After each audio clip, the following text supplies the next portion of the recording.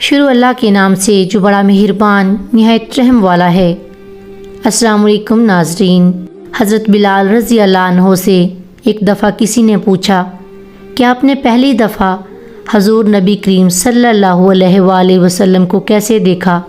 بلال رضی اللہ عنہ فرماتے ہیں کہ میں مکے کے لوگوں کو بہت ہی کم جانتا تھا، کیونکہ غلام تھا اور عرب میں غلاموں سے انسانیت سوچ سلوک عام تھا۔ ان کی اطاعت سے بڑھ کے ان سے کام لیا جاتا تھا، تو مجھے کبھی اتنا وقت ہی نہیں ملتا تھا کہ باہر نکل کے لوگوں سے ملوں، لہٰذا مجھے حضور پاک یا اسلام یا اس طرح کی کسی چیز کا قطعی علم نہ تھا۔ ایک دفعہ کیا ہوا کہ مجھے سخت بخار نے آ لیا۔ سخت جاڑے کا موسم تھا اور انتہائی ٹھنڈ اور بخار نے مجھے کمزور کر کے رکھ دیا، لہٰذا میں نے لحاف اوڑھا اور لیٹ گیا۔ ادھر میرا مالک جو یہ دیکھنے آیا کہ میں جو پیس رہا ہوں یا نہیں، وہ مجھے لحاف اوڑھ کے لیٹا دیکھ کے آگ بگولا ہو گیا۔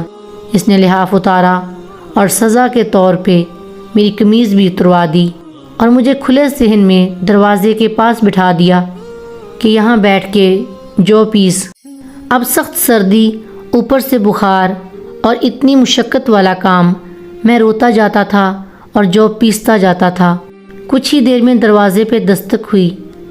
میں نے اندر آنے کی اجازت دی تو ایک نہایت متین اور پرنور چہرے والا شخص اندر داخل ہوا اور پوچھا کہ جوان کیوں روتے ہو؟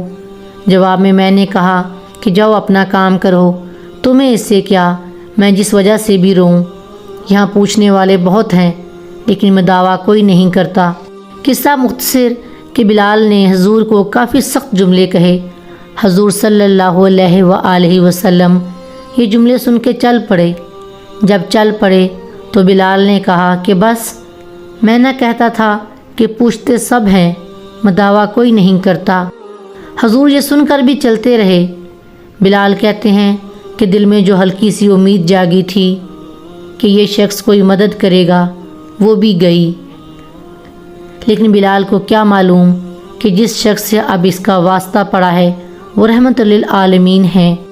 بلال کہتے ہیں کہ کچھ ہی دیر میں وہ شخص واپس آ گیا۔ اس کے ایک ہاتھ میں گرم دودھ کا پیالہ اور دوسرے میں کھجوریں تھیں۔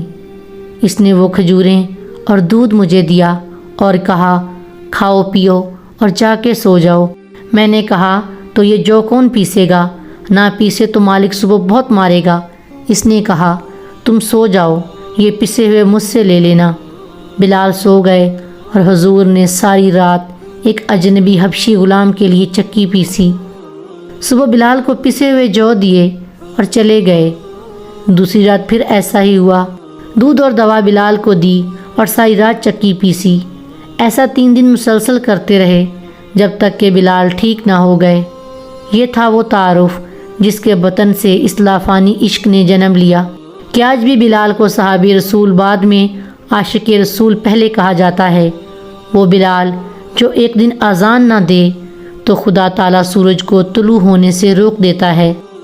اس نے حضور کے وصال کے بعد اذان دینا بند کر دی، کیونکہ جب اذان میں اشہد ان محمد رسول اللہ تک پہنچتے تو حضور کی یاد میں ہچکیاں بن جاتی تھیں اور زار و قطار رونے لگتے تھے۔ احسار اور اخوت کا یہ جذبہ اتنا طاقتور ہے۔ اللہ ہم سب کو عمل کی توفیق عطا فرمائے، آمین۔